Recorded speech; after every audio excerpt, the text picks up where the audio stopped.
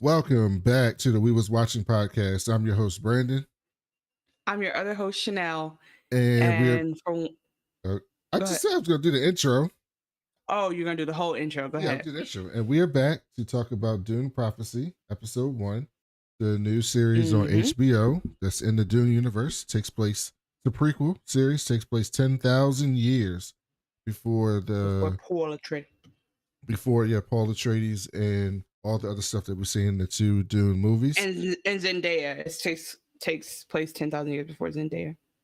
Chanel is going to be our gracious host this episode, so I just get to chime in.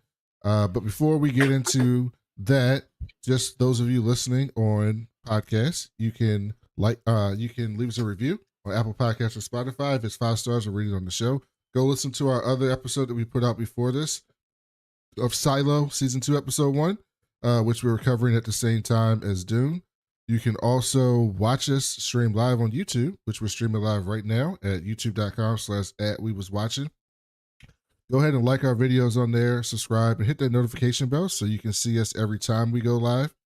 You can send us an email at wewasdragonspod@gmail.com, and we'll read that on the show as well. And then you can, for the time being, you can follow us on Twitter at WeWasWatching, but Chanel is going to get us on Blue Sky and all the other stuff that the young people are on.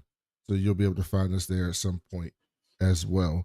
But before I turn it over to Chanel to lead this episode, I text Chanel because I watched this live when it came on.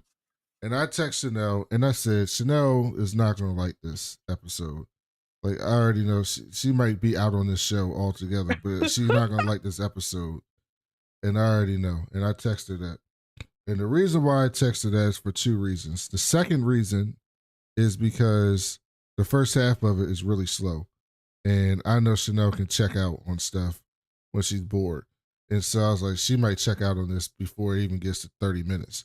But the first reason why is because, see, y'all listen to the episode. Y'all know, even though Chanel is problematic with the accents and all that stuff where she just stomps on other people's cultures, she is very protective of black women. Very protective of black women, as she should. And they killed that black woman in the first 10 minutes. And I said, oh, Chanel's going to be mad that they killed the black woman in 10 minutes. She's going to be done with this. And that's why I thought she wasn't going to like this. Great point. Okay, great. I mean, honestly, it was a strong guess, and you had a lot of good supporting evidence. And I'll just tell you why I loved it. But it's because like it filled a gap that I have for like charm school witch shit that I haven't seen in so long. Like I love seeing women in like kind of like the not Black Widow, but Scarlett Johansson or one of them girls, or but Jennifer Lawrence was in a movie about like women assassins being trained, like Black Widow's training basically. I love watching that. I love seeing them, make badass women. And I think that it's also interesting because when we see the sisterhood in the Dune trilogy or whatever the movie series, the Bene Gesserit, exactly. They actually have a whole different name by then. Yeah, but, they're not there yet. Yeah, but the thing is, we see them as like this dark force that is controlling things, and so to find that it started out as just like a spiritual group of like women who like just wanted to be the best, and seeing that shift happen is very interesting. And then we have like the 2 great houses mentioned very quickly are Atreides and Harkonnen. I was going to say Archimedes for some reason. I don't know what's going on with me. But before we get into that, let's read the best book review ever made. I wish I don't have the link to this. I just have a screenshot, the best part. You can always go find this. It's on Goodreads, and it is it's an excerpt from a review from an author, a respected, prominent author. It says, and then there's a word building. It is so fucking lazy. Half the words are lifted from Arabic, and Fremen culture is the result of a scavenger rampage through Islamic concepts, scraps of Buddhism, and Frank Herbert's Orientalist curiosities all cobbled together into a cringe inducing whole. The main subject of the book, the sand inwards, I mean Fremen, have been in the desert for thousands of years, border on religious fanaticism, and haven't changed a bit over time. They pray Salat, conserve water because hello desert, and wait for their white savior Paul to bring them out into the light or into the shade, as it were. They frequently declare Muslim sounding things and bastardize Arabic and are very upset because the imperial forces are preventing them from doing Hajj. It's unclear how the imperial forces have blocked all outbound flights to Saudi Arabia, but we'll take it on faith. There was a jihad situation like hundreds of years ago, but it was apparently a jihad against computers. I don't know. There's a slur for Arabic people that starts with an R, and it's not the one about mental states. It has an R and an H in it, but it's crossed out.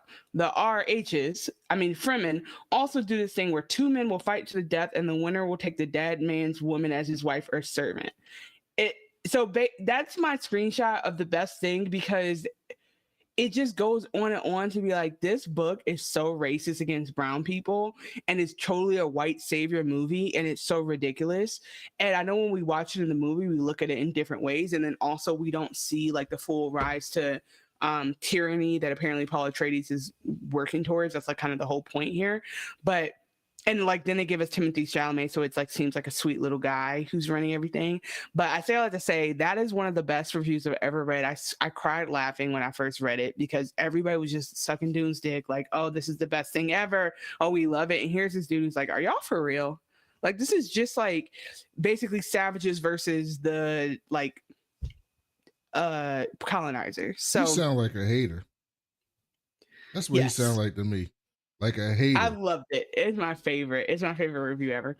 Okay, so this is how we're gonna do this show because it's 11:24 Eastern.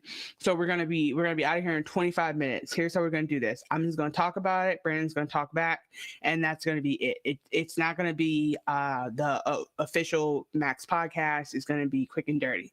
So this whole show is about a bunch of a nun order that is, well, they're not really. Think about what do they call it? Not a coven. Oh my God, I keep thinking about witches. Coven. No, but convent. A convent. So basically, it's like a bunch of women dressed like nuns, but in all black. And they're basically the premise is they're basically training them to be like triple threats. They can sing, dance, and act. No, they teach them to do combat skills. They teach them to be partners with the men that rule the different parts of the universe, because like these are different planets we're talking about here in space travel and all that. And they are supposed to be like basically the wives or advisors to these, well, not really wives, mostly advisors and trusted people to these leaders to help them. And they're trained in truth saying or being able to detect when someone's lying, what their intention is. I don't know that they know what the truth actually is, but they can definitely tell, like they can always be relied on and know someone's lying. And so that's kind of the baseline. By the time we get to Bene Gesserit, it's something else.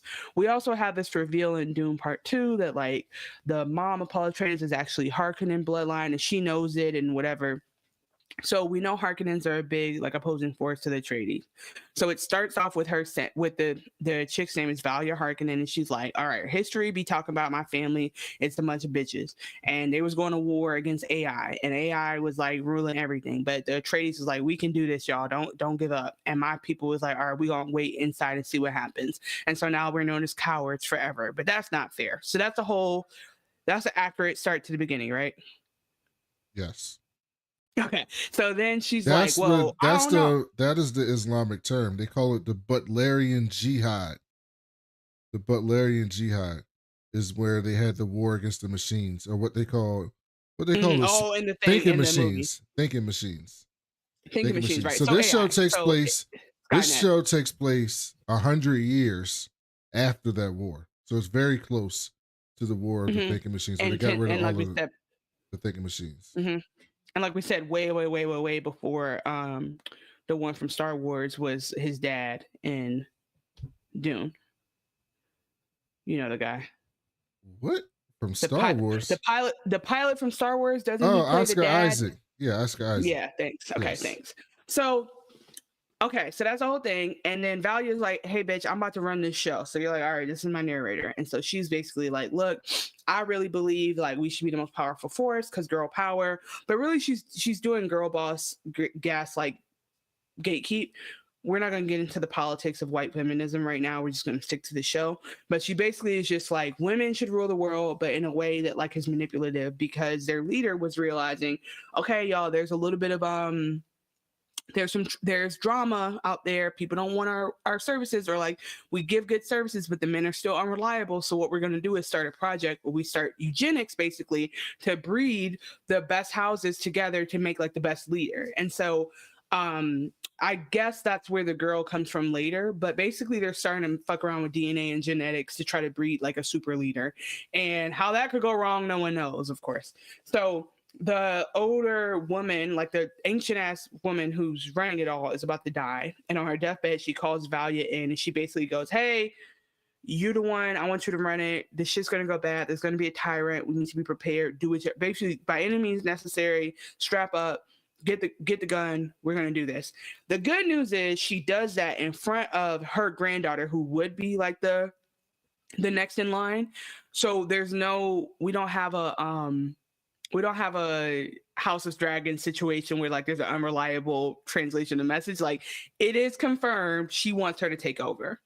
What did you think about like that scene and everything up until then, like the passing over of the mission? Well, it was interesting because they're basically, I mean, if you watch the movies, you know that they eventually do this thing that they're trying to do. And Exactly. so it's Yeah. very interesting to see that like 10,000 years before is when they get the ideas like, hey, we should probably do this thing that'll help us because you got to understand in this world, right? Women can't be in charge of anything. So none of the houses have a woman in charge. Even we see later in the episode, there is an empress that's supposed to be next in line, but they're marrying her off to like a 9-year-old, and that 9-year-old is going to be in charge, right? And it's going to be like Tommen in Game of Thrones, where like Margarine is like running everything, but Tommen's the face, and he gotta be the face, even though the woman's running shit, right? So it's very interesting to see that. And this group of women are like, hey, dog, like they're not going to actually let us be in charge, but we can figure out a way to like be in charge without them being in charge. Because like the status quo right now is like we are a religious, like we're basically like the priest of the whole colony. Like wherever we're at, we're advising spiritually, but also like we're witches or whatever. And they're like, no, we need more power. We need like subtle and like understated power, and we need like power manipulation. We need power of government. So like yeah, like we need to start thinking, how can we make sure somebody's baby's baby is Bene Gesserit and is like part of the sisterhood and able to control things the way we want. So basically they're trying to install it's I just realized it's Manchurian candidate. They're Manchurian candidating it. We're good. So that's what it is if you need confirmation. Also, great movie. Love Liev Schreiber. Love Denzel. So so basically the like you said, the black woman who dies in the first 10 minutes is like I think the next person in line, and she's like, look guys, like we got the holy text, we know what we're supposed to do, we're supposed to be pure of heart, like we have all these values, like what are we doing? Y'all are turning into like some weird like nationalist thing that you're trying to force your agenda on everyone in a project that sounds like next year, and I don't like this. You see, this is what I was talking about in the beginning. You see how Chanel tries to flip it? She tries to flip it. That's not what happened. That is not what happened. She was a true believer, for lack of a better term. She was what do they call those people that I like the words at the tip of my tongue? She was a zealot. A zealot, yeah. She was a zealot, and she didn't believe in using AI or machines at all. And the Valia Harkonnen, who we ended up seeing later, the one that kills her, and the old lady was like, "Hey, dog, we gotta do what we gotta do to get this, to like get this power." And so even if we gotta use machines, we gotta use machines.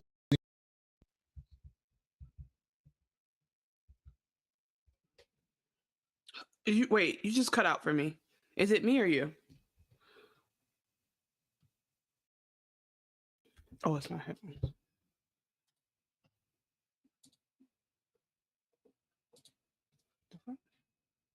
Hold on. Can you talk?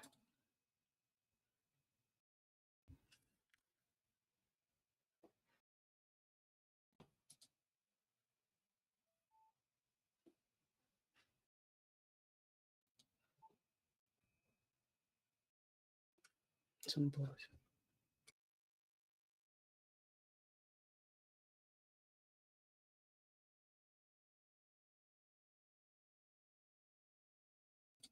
I can't hear you. Is it me?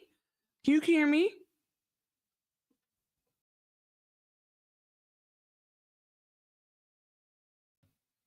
Let me see what YouTube is saying. Are we live on YouTube? Yeah, we are. Dope. I can hear me on YouTube. It might be you. Oh no, I can't believe that happened. I can hear me on YouTube. Oh man, I've never not been the one with the technical difficulties. We don't know how to handle this. This is heresy. This is religious. This is exactly what we're debating right now. This is wrong. Brandon was probably kicking some real shit too, as he tends to do. And we're really literally about to disagree about what is happening in this show, and that's okay. So I'm giving okay, so he's gonna figure that out. And so in the meantime, we're gonna come back to his point. But what I think is happening is because he's gonna say that like I'm twisting it because like basically she wants to be progressive and use technology. But I don't even think it's an AI issue. I think it really is a eugenics and like a master race type issue.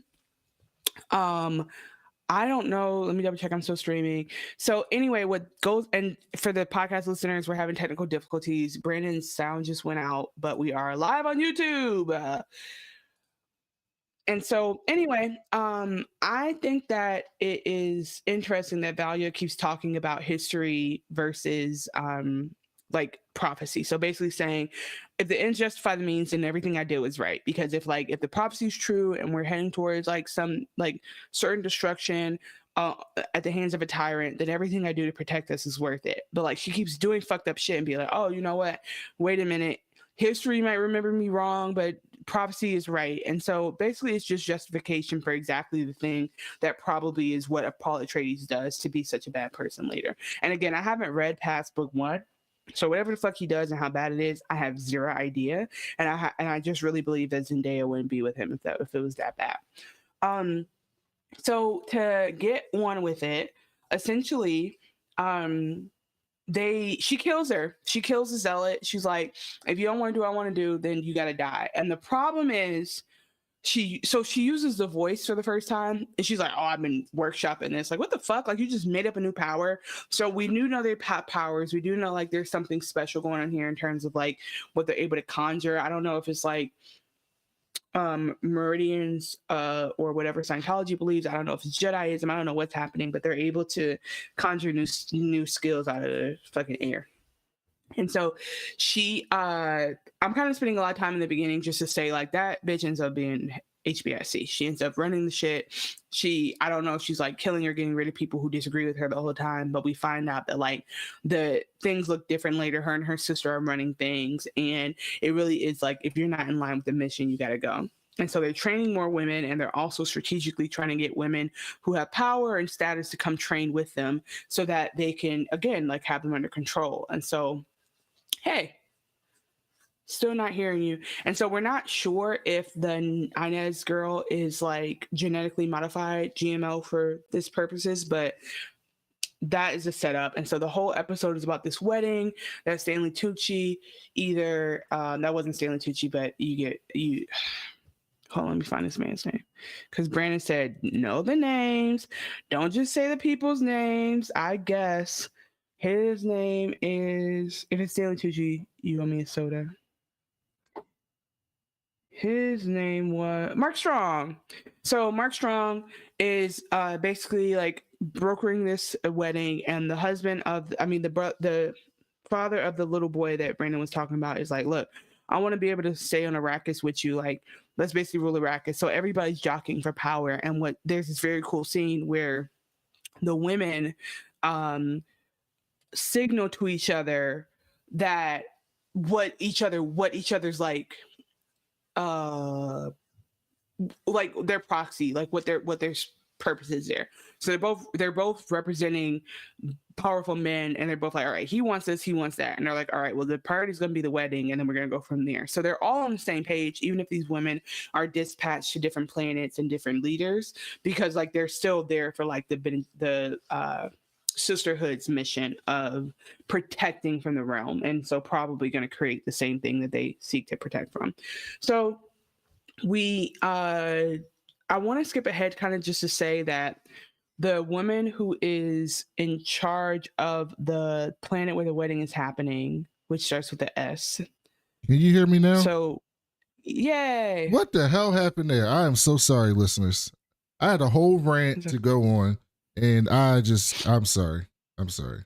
You're being silenced, and it was, for once, my mic worked. And Chanel could just talk, which she loves to do. Where I don't even know where you're at. Exactly. Because I couldn't hear you either. So, what do you remember what your rant was? Because we can go back. No, whatever. Just keep it going. Oh, you were telling me that I'm misinterpreting the AI thing and like how that she was being a zealot and like she was being you tried to make her seem like she was she's pure of heart. She's pure of heart. Pure of heart. Okay. But anyway, she didn't have to make her slit her own throat. So I was just saying how I was saying how a little bit isn't kind of not. I'm not tracking on her just making up a new skill and be like, oh, this is how the voice got started. I just learned how to do it. Like, what the fuck? And they tried to make it make sense at the end of the show. And I was like, no, you just tried to hijack that shit in there because all of a sudden the bitch got mind control. Like, stop. So anyway, I actually was talking a little bit more about the wedding and skipping over some details, but basically I talked about real quick. Do you want to talk about that scene where the women were communicating with each other while the men were talking? I don't. When they were doing the thing with the finger. Yeah, when they're negotiating the wedding and the Rackus thing. Yeah, wasn't that cool? Yeah, well, I like this. I thought that this episode was okay. Like, I thought it could have been a lot better. I thought it was just okay. But I really like those parts of the episode. Excuse me. Just like how this group is becoming what we know them to be in the future. This plot for power that we see them happening. The manipulation when they were, like you said, when they were communicating with like finger gestures and things like that. It's like the secret society type thing to figure out what's happening. And the whole time, like any time I see a show, generally where like it's a bunch of dudes in charge and they don't want the women in charge, I always take the women's side. This one, I'm still on their side as of right now, although I know what happens in the future. So I don't know if by the end of this I'm gonna be rooting against them. I don't know.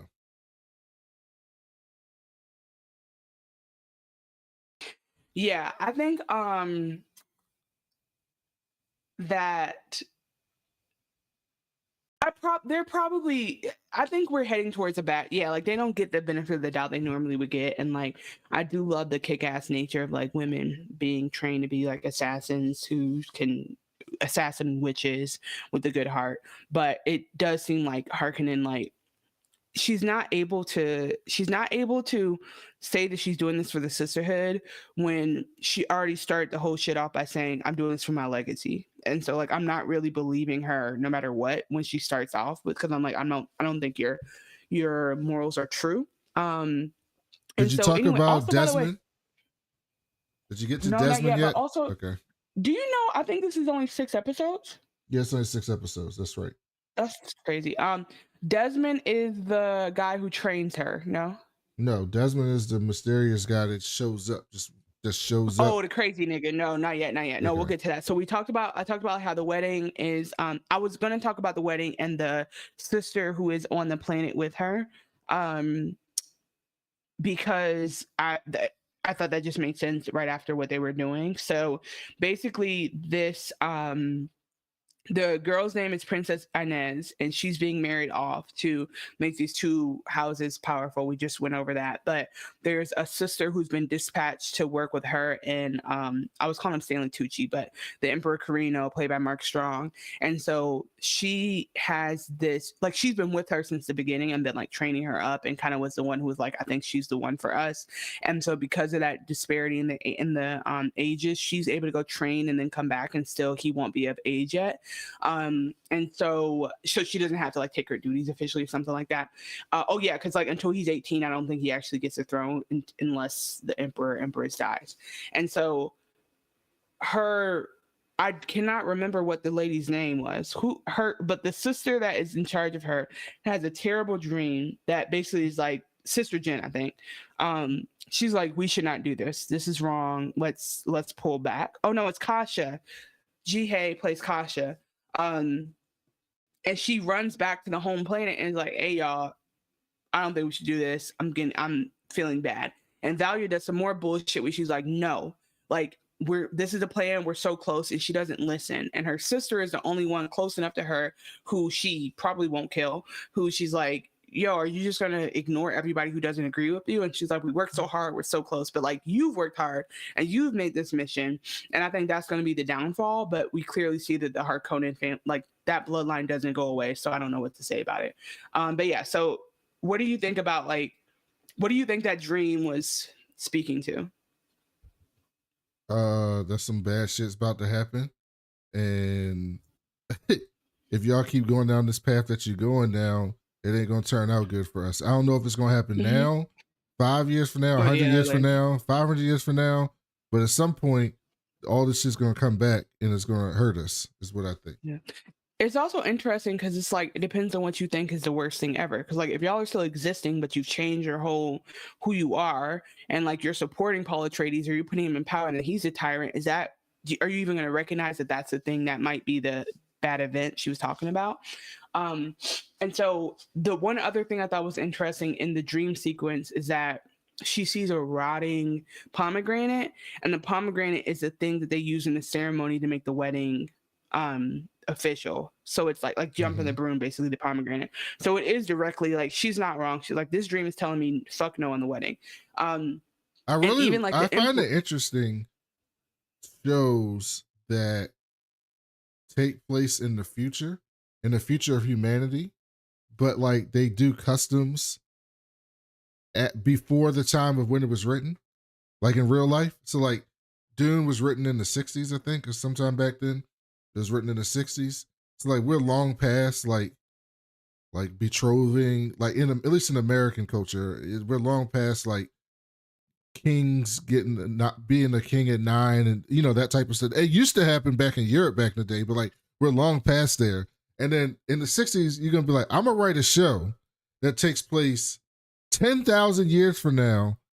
And you know what they finna do? Go back to what we did 500 years before when I'm writing this shit. Like at least Game of Thrones takes place. I mean, it's not a real time, but at least Game of Thrones takes place in the past when they're doing that shit. Yeah. They didn't write it in the future to do that shit. Yeah, it's like, can you imagine like they've beat AI and all this, and like women are still the lesser race? Like, what the fuck are we like? What are we talking about here? Yeah. And so yeah, I think so there's like a through line of like the men. If this was a normal show, it will be about the men vying for power and trying to get Arrakis and trying to get the spice because that's where the real money is. But like that literally feels like the least important thing happening here. So there's a wedding overarching thing. There's the emperor is not sure about the wedding. The empress, his wife, is not of the sisterhood, and she's like very skeptical about her daughter going to do it. And she's like, girl, your mama has power. We're equal in this relationship, in this marriage. I can just give you what you want. Like, what do you want? Who do you want to marry your swordsman? And she's like, nah, I have a plan. So she's already plotting. And I think that's part of it, is like, I don't know if I can trust the princess either and where her real plan is. And so just to skip ahead, like she has this guy who's training her. So they already have the technology, like with the force field and all that, and the training room. And they go to a club like during her bachelorette, basically, and she has sex with him. It's like, oh, boom, wrap that story up. It's not important. So there's the princess being suspicious. There's the sister trying to warn them about that. There's Valia pushing her stuff through.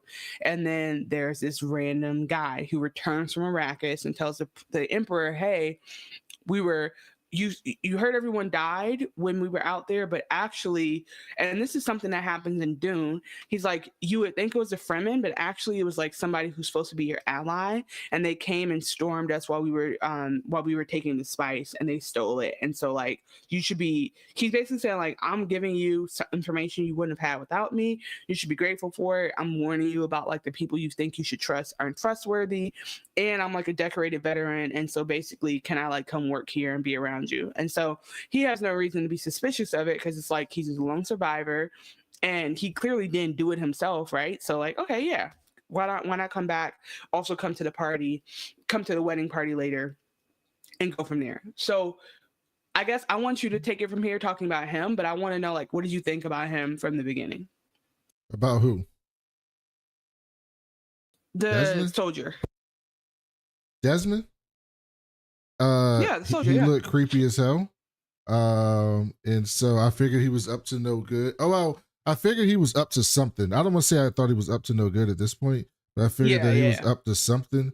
Don't want to jump too far ahead, but later in the episode when they show that dude getting eaten by the sandworm and then he's still there, I'm like, what is happening with this dude? Like, what is happening here? And then the little boy had the little toy machine and he stabbed the machine like quick as hell. And so I was like, oh yeah, he is one of those people. He not for the machines. He not for none of that. Yeah. Like he's one of But those also, zealots. none of them are. So what's so interesting is, like, first of all, why does motherfucker bring AI off? Like, he brought something very illegal, and not to be funny, I think but it's supposed to be like, I think it's supposed to be not that that's illegal, that it's a toy, but that it just is so close to the war to everybody that it anything like that freaks them out. I don't think that was supposed to be like an AI device. Yeah, sorry, I'm sniffling, guys. No, I guess how I understood it is, like, it's outlawed. Like, they literally shouldn't have no type of technology like that. Like, whatever makes it different, whatever makes it be able to run around on its own and you can't call it back, they're like, fuck that. And so I do think that, like, it's very weird that they would bring something to this special occasion and that the dad would be like, oh, it's no big deal. And it's like, that makes you suspicious as fuck because, like, people died. It's basically like, to me, it's like, oh, he's just coughing on everyone because he's sick. Like, what do you mean? Y'all take it too seriously. It's just a cold. And it's like, he has super mega COVID. You know what I mean? It's like, we just all died from COVID. Don't, like, stop bringing, don't come to the party with COVID. So that's what I think it felt like. And so in that moment, the dad of the boy is like, oh, let's let it go, let's not have this whole party, and the emperor is like being nice. And I kind of feel like maybe he should have called that shit out right then and there. But like you said, going back to Hart, Hart is on it. He catches it, he's like, fuck that, and then he gives it back, which is interesting. Well, I think he was just trying to make a point in front of everybody. And so, and I think we see what happens later in the episode. I think he was just trying to make the boy comfortable of some sort in that way to give it back to him because of what comes later, which I'm interested to think why you think that happened, because as far as I know, people don't got powers in this universe. Not like that. And well, bitches is using a voice, so I don't I mean, I want to talk about that too. Voice. Yeah, but you can keep going. Let's talk real quick about the wedding. I didn't think too much about the wedding, to me. Like, what was special about that to you? No, I agree. Like, it wasn't that crazy, but it was interesting. Well, actually, what is interesting is I loved her dress. She had on like this very futuristic dress. It was red and gold, and she had on a veil that was like, it was, again, it is giving like borrowed from Middle Eastern culture and then like made to look like Middle Eastern futuristic. But anyway, the wedding. Yeah, but the little boy was dressed like Christopher Columbus. Exactly. And so I think there's probably some symbolism there because not many things in these kind of shows is a mistake. But yeah, so she's like, oh, hey, like, you know, at the altar, she's like, what's up? Do you like video games? Or he's like, we don't have to talk. Like, it is what it is. And then later, when she doesn't let her dad fuck the little boy up, he's like, oh, thank you so much. She's like, don't play them games with me no more. I'm gonna fuck you up myself. So basically, like, they both would know this is some type of transaction. And so later on that night, the emperor is like thinking through everything. And so like he got this story of what happened from Hart. He had this like wedding. There's AI under the castle. It's not like, he just has a lot going on. He's also been talking to Kasha about how he's like, something right about this wedding, but I don't know what it is, and I don't think we should go through, or talking to his wife, somebody. And so he wakes up in the middle of the night and he thinks, let me go look and see what Hart was saying about them stealing that spice, like what actually happened. And we see they're right, like this spice. Well, we see the worm coming, and we see Hart standing in the middle of the worm's path, basically sacrificing himself. Mm-hmm. Is that what you saw? Yeah. And so he had told a story and said, like, I got to a point where I was coming out of the sand and I realized I wasn't afraid to die anymore, which is like kind of what it is, but it's also I'm trying but to how did he remember survive that? Well, so I'm trying to remember if Dune have people. Oh, nah. It makes me think of like Nope when the guy like sacrificed himself to the animal, but like there are always going to be talk about zealots. There are going to be people who like sacrifice themselves to this thing because they believe in it or whatever. Mm-hmm. And so what I think what maybe happened is that he sacrificed himself and he came back as like a reincarnated, or like a zombie type of situation, something like that, like a really optimized zombie, or like he's. I don't think they got deep fakes in this world. Maybe he's possessed. Well, he's clearly something because he starts twitching and weird stuff starts happening. So something happened, but the dude who was watching the video was like, "Yo, what is like?" Because he didn't believe him. Remember, he was like, "Yo, this guy's full of shit." And he's watching the video. He sets up the little vibrating things to make the sandworms come. He sets them up to have the sandworm come and get him. And the dude's watching this, and he's like, "This dude is in the other room right now. Like, he's right over there."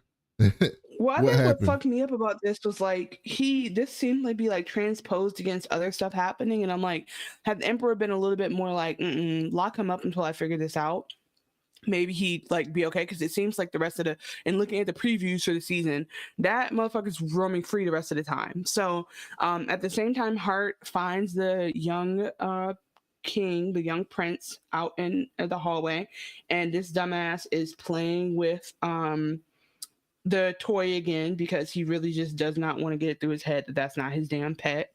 And basically he starts doing this, like, that's the first time I realized, like, SpaghettiOs, like, this motherfucker's crazy.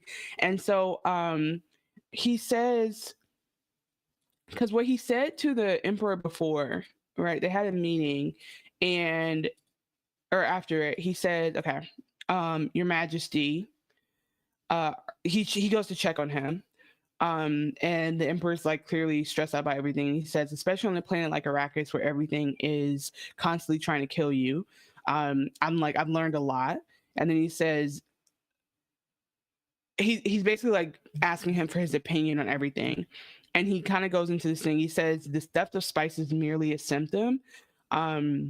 Your troubles are far greater than just Arrakis. So like he's trying to work himself in to be an advisor for him, basically, like trying to like undercut the sisterhood.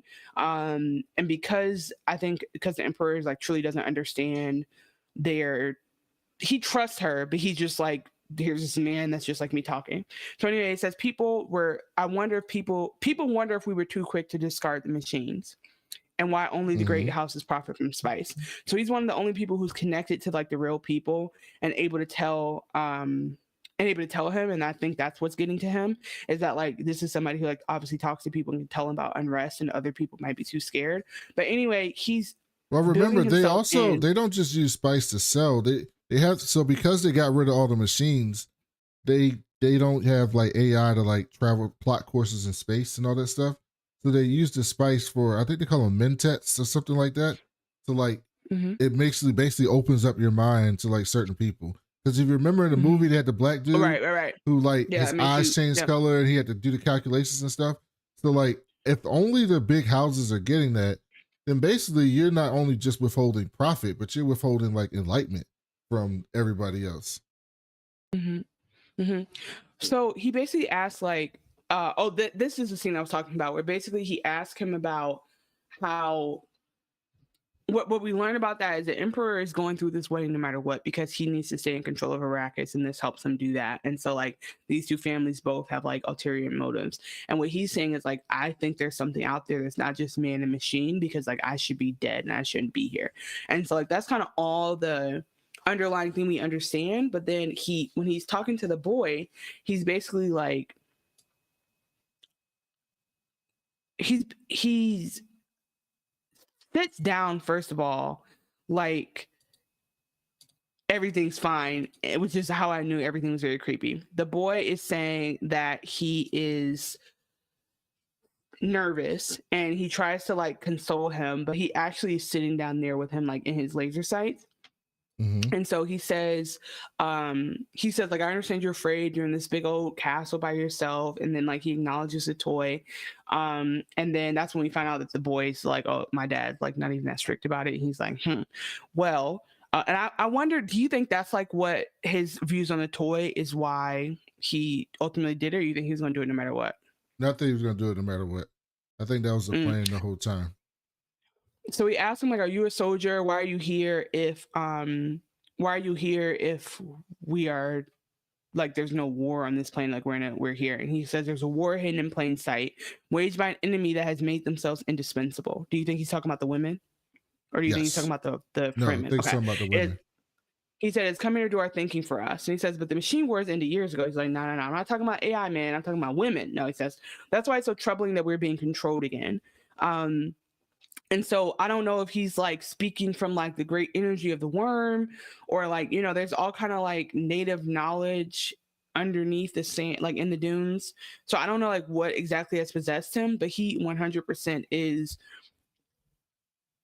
Well, there's he has still some type of strong, yeah, there's an ideology there. yeah. Well, there's still, like I said, it's so close to the war with the AI machines, with the thinking machines, that they're all real still sensitive about that. Like a lot of the Mm-hmm. people are there at least. Right. And so then he says, I've been gifted with a great power. And he says, to win a war requires sacrifice. And basically, he's about to sacrifice this little boy. And so he just starts burning his skin. He, like you say, he wiggles a little bit, and the little boy lights on fire from inside. And at the This same was freaky time, as hell. it was crazy. And at the same time, Sister Kasha, who is on another planet, goes through it as well. And it's really giving, I know I always connect shows in ways that don't need to be, but it's really giving how the VP from Gen V from The Boys was able to do this shit in the same room with people. Like, he has this power he can use, that he can act like he's under attack too, and nobody will suspect him. Remember the headbuster? Yes. Yeah. Like, yeah, like he's able to that's what's really going to be crazy, is that he's not going to get charged for any of the shit he's doing, because he's gonna, if he can make him skin burn a little bit, it's going to seem like he's under attack as well. So anyway, I have, excuse me, not one motherfucking clue what's going on with this man. All I know is that he's anti-sisterhood, and I don't know if he's been possessed by the spirit of the worm, given special powers, but I do know that this show introduced the idea that people can generate their own powers, or like generate their own skills by making the voice something that happens so quickly. And then like we all know that like Arrakis is a place where there's like a bunch of like magical, like historical stuff, because like the water has significance, they respect the worm and all that. I will say my biggest gripe with this show is the whole point of Dune is that Arrakis used to be plentiful with water. I'm like, when the fuck was that? Why am I not getting an Arrakis that's actually a water planet? Are you talking about in the current timeline? Yeah, in the movie. Yeah, like so they talk about how what I understand is that the people in charge did like human shit, like, you know, use up all the resources, fuck up the planet. And so 10,000 years in the future, it's a barren fucking planet where they train people, right? Because you remember we saw that planet in Dune, and it don't look nothing like this. It's all dark and gray and shit.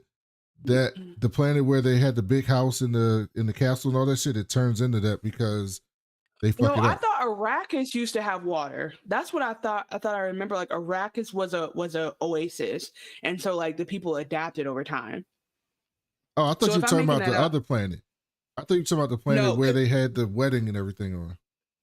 No. So if I'm crazy, I could be making that up, but I feel like I remember reading that Arrakis was plentiful, and like this is like you said, they colonized it and deforested it basically. But I was expecting to see like water and oasis on Arrakis. But oh man, hold on. Can you talk? Yeah, no. So great. Okay.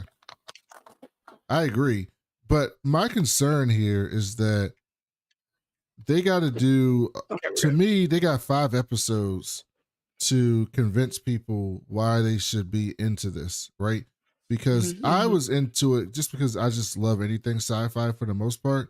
But I think a lot of people were tuning into this thinking it was going to be like connected to the movies, Not right? at In a all. way, or like because like the prequels for like Star Wars happened right before Mm-hmm. the original trilogy, right?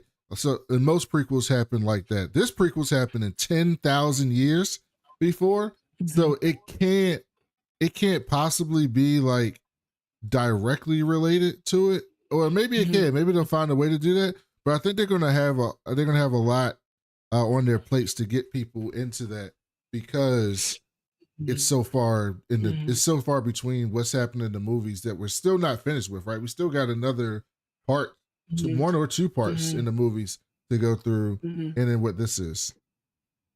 Yeah, I think what we're gonna see is that sci-fi people who would just want to watch like world building will enjoy Yes, this that's me. because, and again, like, and I'm getting the woman, like, having so many women in a show that pass the Baghdad test, that like there's good women, bad women, women who harm each other, women who are like, I think it's more like how, and this is random but it's the same. It's like when you watch Abbott Elementary and you forget you're watching a black show, you're just watching a show with like all these rich characters and you're like, oh my god, they really can do a fucking show with all black people, they really can do a fucking show about all women, because like it's just those constraints on how we see characters and stories being told is like a thing of, it's man-made. It's not That's because why I stories are thought not you would inherently like interesting. Foundation because I do like Foundation, but it could, that's a show I need to look up season 2 because it confused the fuck out of me at that.